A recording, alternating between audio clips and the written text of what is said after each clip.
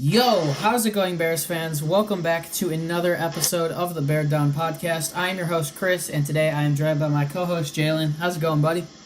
What's up, man? So, today we are going to be sharing our 3 or possibly 4, probably 4, key factors in Bears versus Lions. Now, this showdown is happening on Thanksgiving Day. These teams have played each other 2 times. This will be the second time the teams are playing each other in the last 12 days. Both of them coming off wins. The Lions with, I wouldn't say, as impressive of a win against the still tough Carolina Panthers. Cam Newton missed a throw in the end zone on a 2-point conversion that probably could have won him the game. But nonetheless, the Lions are coming off a pretty good win, and obviously we know the Bears coming off a 25-20 win against the Minnesota Vikings, maintaining a game-and-a-half lead in the division. We're going to be going over 3 key factors in this game. Obviously, the Lions are familiar foes. We saw them a couple weeks ago. But let's hop right into it. Jaylen, you mind if I start? I know I've done a lot of talking so far, but you mind if I start? I would like to say also before we start, if you do like Bears content, if you are a Chicago Bears fan and you aren't subscribed to the channel, do us a favor, subscribe, turn on those post notifications because we put a ton of stuff out on the Bears on a weekly basis, and we're getting more and more excited about doing it as the Bears keep on winning. You can also follow all of our social medias. Those are down in the description. So I'm going to start off with my first key matchup. I'm going to start with Kenny Galladay on whoever the Bears have covering him. Most likely it's probably going to be Kyle Fuller or Bryce Callahan. Last game, Marvin Jones had Prince Amukamara matched up on him a lot. But we saw last week against Carolina really what Galladay can do. I spoke about this in the Meet the Opponents Part 2 that I just recorded about 30 minutes ago, and I actually posted today. We're recording this on Monday. You guys probably won't see this until Tuesday. But I posted the Meet the Opponents yesterday. I'll leave a link to that in the description. I talked about Kerryon Johnson being a dual threat. He's someone who's really shifty when he catches passes, kind of in the middle of the field. He can move it around a lot like that. But also, you look at some of those catches he made against Carolina. He made some incredible catches against Carolina's secondary. He reached out on some Matthew Stafford throws that weren't incredible, and he made plays on the ball. He's definitely got that catch radius that you look for. Obviously, that catch radius, that's a big term in, I'd say, the NFL draft. With players coming out of the draft, you want a guy that can pinpoint the ball no matter where you put it.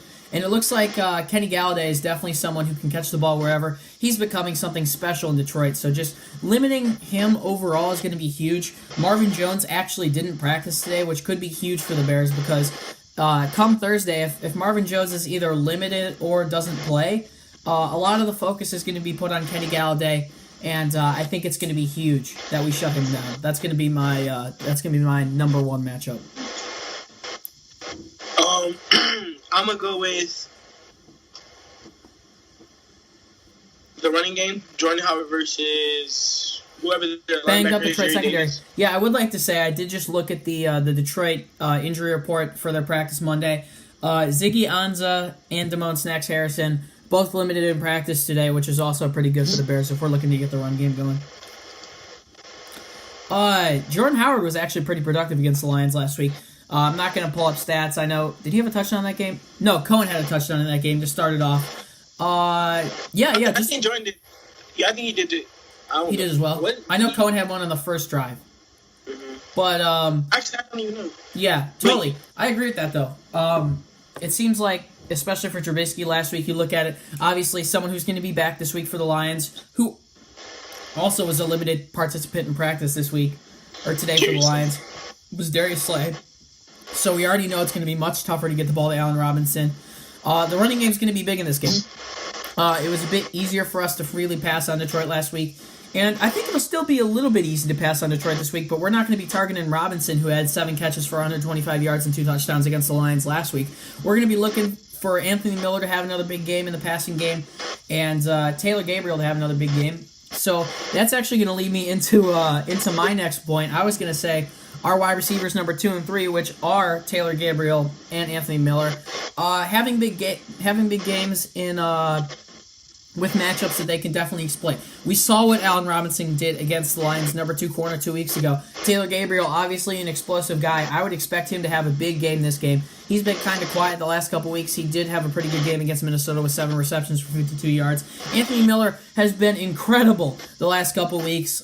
He had a touchdown against Detroit, a 55-yard touchdown from Trubisky where he shook Glover quit at the end of the play and ended up scoring on that one.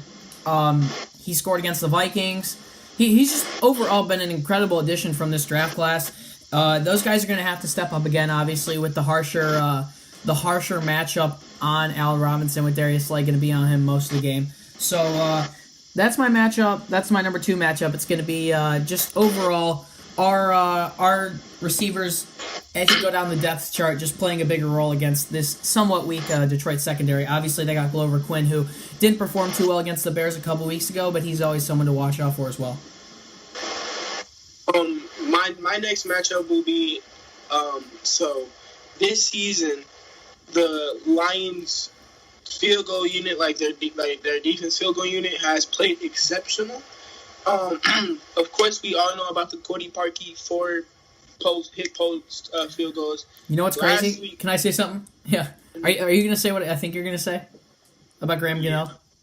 Yeah. The kicking team only has bad days against the Lions, and it's not because the Lions are blocking things. It's just, I don't even know if you want to go into depth on that. Yeah. So we all know about the Cody Parkey and Mason Crosby again, and we also know what Mason Crosby did against the Lions. He had a terrible day, missing like 6 field goals against them. You could basically say Graham Gano lost the game for his team. He missed like 2 extra points, which would have won the Carolina Panthers the game. He was messing up so bad that Ron Rivera, after they scored a touchdown, went for 2 because he didn't have faith. Similar to the Bears with the Lions a couple weeks ago. It's crazy. I mean, Graham Gano, when you think of him, you think he's someone who's incredibly reliable. I mean, against the Giants, I know they played the Giants, and the Giants did they? No, the Giants did not win that game because Gano made a 63-yarder to win that game. And when you think, oh my God, he's making a 63-yarder, I mean, when you think about it in the NFL, a 50-yarder isn't given. A 63-yarder, that is a hard field goal to make. So would your matchup be just like the special teams being on spot this game? Yeah, Cody Parkey versus the Detroit Lions unit. Cody Parkey had a bounce-back game yesterday. Yeah, hypothetically, he made the game winner, a 48-yarder against the Vikings to put us up 10. Which me and Chris basically predicted. Oh, yeah. But yeah, that was probably his worst game ever in his career. So if he can bounce back against the team that he had his worst game in his career in, I think that could boost his confidence majorly. So I'm gonna go with Cody Parkey. Totally. Watch he won like NFC what's it called? NFC special team. I think. Also, I would like to say, Akeem Hicks, you deserve Defensive Player of the Week, NFC Defensive Player of the Week, and I think Parkey, you could easily give him NFC Special Teams Player of the Week. So I'm happy for him. He, by the way, I would like to say, says he's going to practice at Soldier Field the rest of his career, as long as he's a Bear. So it's good. It's good to see that, honestly. Whether it be good that he kicked earlier this week at Soldier Field, you could definitely tell it was a confidence booster for him. And if I can pull up the video, if I can screen record it, I'll put it on the screen right now, playing over the podcast. You can see the team in the locker room after the game chanting "Parkey, Parkey, Parkey." So that was something incredible to see after the game. I'll link that in the description, actually. I won't put it up on the screen, but I'll link that in the description. It's cool to see the Bears rally around Parkey. Anyways, I'm going to go with one more to actually make this our 5th key matchup of this game. I'm going to go shutting down the Detroit Lions' run defense. We already spoke about shutting down the Detroit Lions' run offense. Kerryon Johnson, they thought he tore his MCL. He did not tear his MCL. He sprained his MCL. That's good for him. You never want a player to get hurt like that, especially someone who's been having a pretty good rookie season for him. He won't be playing this Thursday, though. It's a bit too quick of a turnaround for him. Normally, that's 1 to 2 weeks that he's going to be out. Anyways, LeGarrette Blount and Theo Riddick are going to be rushing the ball for a majority of this game for the Detroit Lions. LeGarrette Blount's someone he hasn't really been getting it going with the Lions, but he's always someone you can watch out for. He's a big, bulky guy. He can run it through a freaking brick wall. So he's always someone to watch out for. And then Theo Riddick's pretty shifty. Kind of reminds me of a little bit of LaShawn McCoy, shades of LaShawn McCoy. Shades of shady. Just shutting down their run game in general is going to be important. We held Dalvin Cook and Latavius Murray last week to 17 yards on 13 rushes with 1 fumble by Dalvin Cook. So I expect the run defense, even on a short week, to show up again. There's no excuse for us to be playing sluggish or anything in this game, because when you think about it, honestly, sure, we're on a short week, but the Lions are also on a short week. So it's a pretty quick turnaround for both teams. I think that'll pretty much do it. We'll name this video 3 key matchups. but it's actually 5 key matchups. So, yeah, that'll pretty much do it for this one. I am Chris. That is Jaylen. You can find our fan pages in the description, our own fan pages for the Bears. You can follow those. We post a ton of stuff outside of the podcast on there. And you can also find our podcast social media at Bear Down on Twitter and Instagram. We post a ton of stuff on there as well. If you did enjoy the podcast, don't be a stranger. Smash a like on that, subscribe, turn on post notifications to see all of our Bears content. You guys will be seeing this on Tuesday with our pregame show, hopefully with Parth, coming out on Wednesday for this Thanksgiving Day matchup. That'll pretty much do it. The Bears are sitting in first place, 7-3. This is a massive game for the momentum heading into the second half of the season. And, yeah, that'll pretty much do it. We'll see you guys in the next episode. Bear Down Chicago. Peace.